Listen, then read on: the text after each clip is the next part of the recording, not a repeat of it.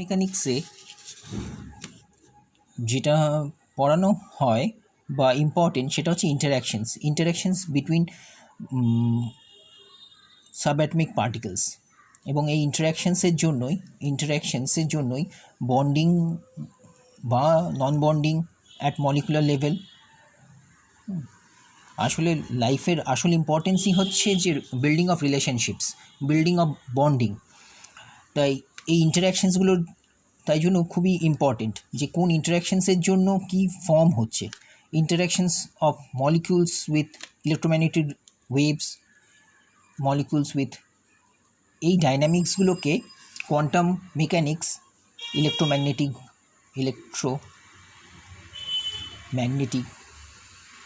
Waves যেটা স্পেকট্রোস্কোপিতে পড়া হয়, সেই জায়গাগুলো ইম্পর্টেন্ট রেডিয়েশনের জন্য।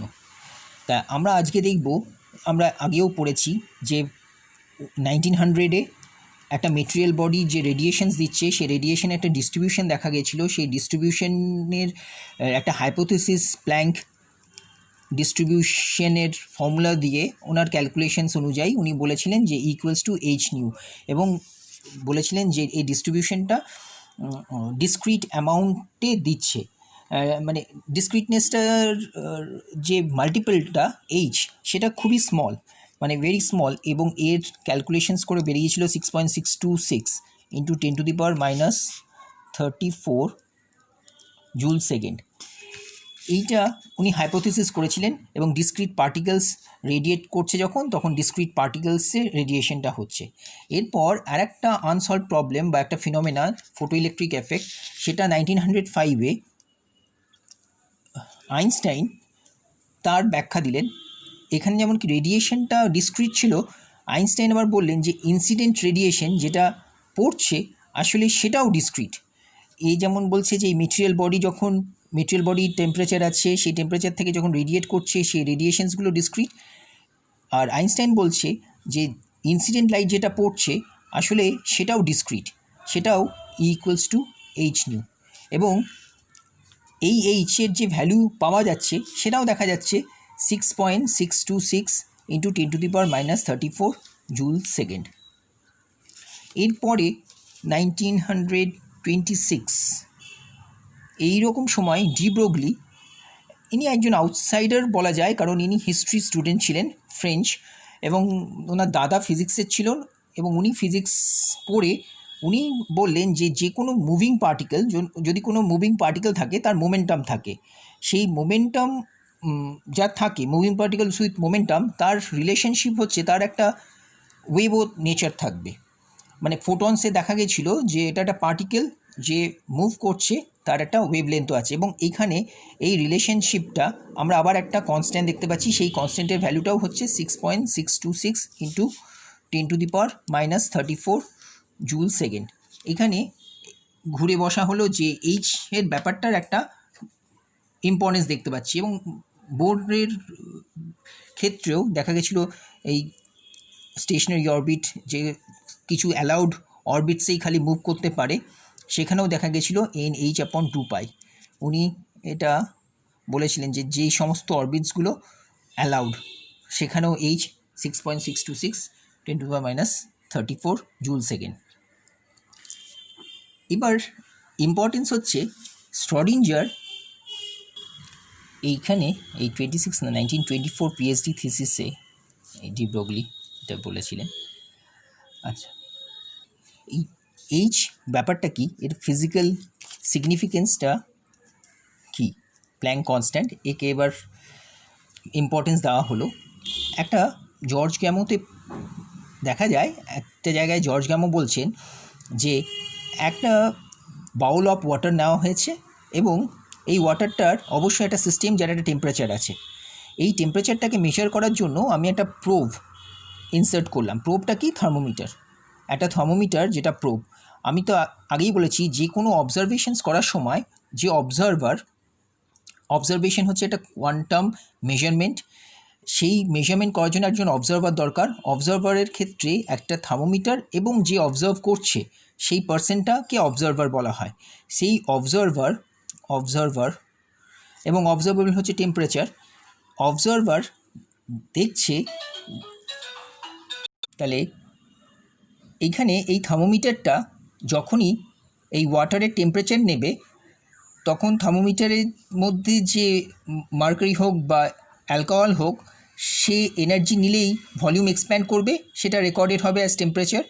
কিন্তু কোয়ান্টাম ওয়ার্ল্ডে যদি এটাকে নিয়ে যায়, এই সিস্টেমটাকে, তখন কোয়ান্টাম ওয়ার্ল্ডে নিয়ে গেলে আমার যে প্রোব, সেটা যখনই ইনসার্ট করব এই সিস্টেমের মধ্যে, এই থার্মোমিটার যখনই এই টেম্পারেচার নেবে এই ওয়াটারের, তখনই ওয়াটারের টেম্পারেচারটা ডিস্টার্বড হয়ে যাবে।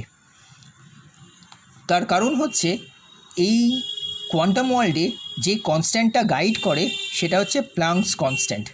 এই প্লাঙ্ক কনস্ট্যান্টটা জন্য এইখানে টেম্পারেচারটা, এই ইন্টারাকশানটা এত সেন্সিটিভ, তাই আমরা দেখব যে এই ডাইনামিক্সটা তখন আমরা নিশ্চিন্তে নিউটনিয়ান মেকানিক্স দিয়ে পাচ্ছি না। যেখানে নিউটনিয়ান মেকানিক্স হচ্ছে ডিটারমিনিস্টিক, ক্লাসিক্যাল মেথড হচ্ছে ডিটারমিনিস্টিক, যে আমি এক্স্যাক্টলি টেম্পারেচার পাচ্ছিলাম, কিন্তু এইখানে ইন্টারাকশনের ডাইনামিক্সে এই প্লাঙ্ক কনস্ট্যান্টের ইনভলভমেন্টের জন্য এই ডাইনামিক্সটাই চেঞ্জ হয়ে যাবে। এবং 1926-এ শ্রডিঞ্জার, এডউইন শ্রডিঞ্জার, তিনি একটা ফান্ডামেন্টাল ইকুয়েশনস পস্টুলেট করেছিলেন, মানে এটা হিউরিস্টিক ওনার মাথা থেকে এসছিল।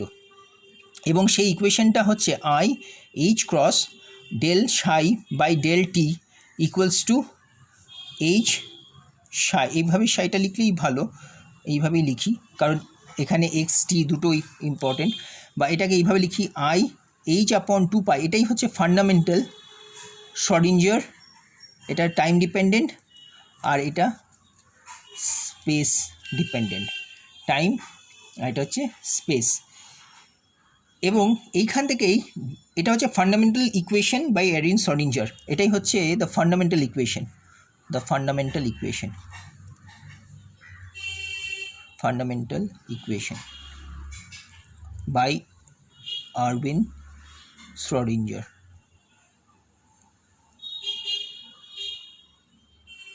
ওই এখানে অমলয়েট বলে হয় জার্মানে, এটা লেখে এইভাবে।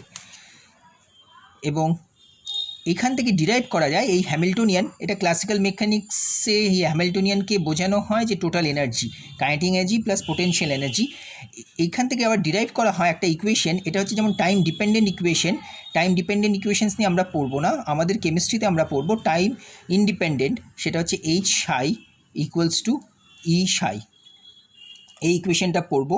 এবং এটা হচ্ছে time independent Schrödinger equation, time independent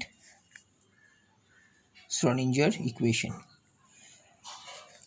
এবং আরেকটা জিনিস আমরা দেখব যে আমরা একটা নতুন জিনিস চলে আসছে, কোনো অবজারভেশনসকে আমরা যখন লিখছি, সেই অবজারভেশনসটাকে আমরা লিখছি যে আমরা একটা অপারেটর দিয়ে একটা ওয়েভ ফাংশনসকে অপারেট করছি, করে একটা এনার্জি ভ্যালু পাচ্ছি, আবার সেই ওয়েভ ফাংশনটা ফেরত পেয়ে যাচ্ছি।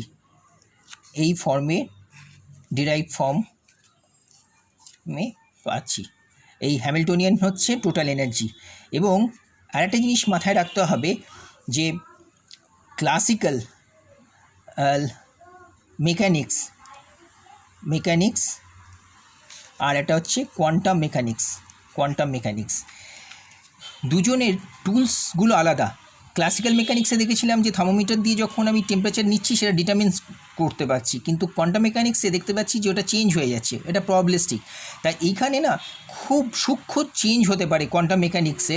তাই জন্য এইখানে যে ডিসপ্লেসমেন্টটাকে আমি এক্স দিয়ে লিখছি, সেটাকে আমি এখানেও এক্স ক্যাপ দিচ্ছি, বা এখানে যে মোমেন্টাম লিখছি, এই কোয়ান্টাম মেকানিক্সে এই মোমেন্টামটাই, মানে এইখানে মোমেন্টামটা এইভাবে না লিখে আমি লিখতে পারি কাইনেটিক বা মোমেন্টামই লিখছি, এই মোমেন্টামটাকেই এই কোয়ান্টাম মেকানিক্সে আমি এটাই লিখছি, এক্সপ্রেশনটা minus h cross del by del x, বা এটাকে আরও লেখা যায় 1/i h cross del by del x. তার কারণ হচ্ছে এই মাইনাস আই, তো তাহলে এই মাইনাস আইকে আমি লিখতে পারি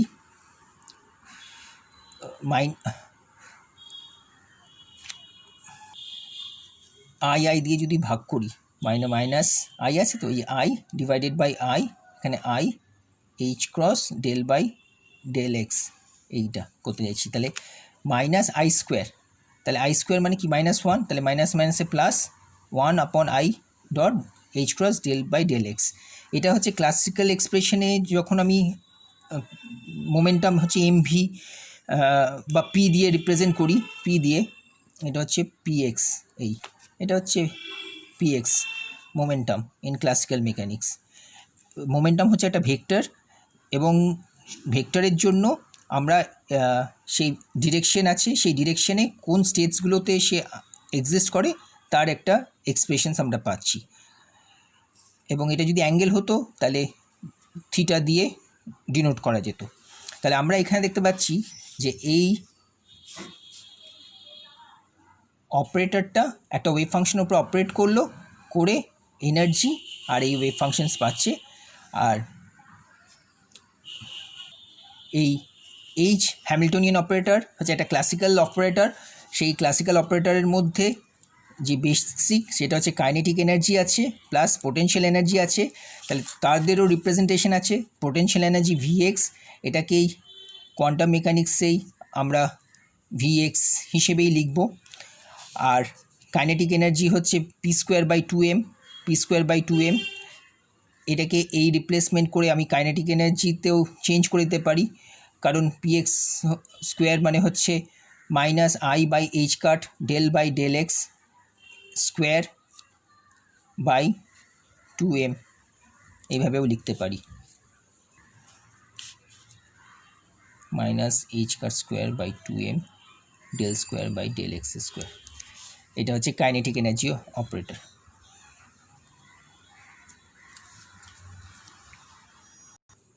তাহলে এইখানে আমরা দেখতে পাচ্ছি এই ফর্মটা, মানে এই হ্যামিল্টনিয়ান একটা ওয়েভ ফাংশনকে অপারেট করলে এই ওয়েভ ফাংশনটা রিপিট করে।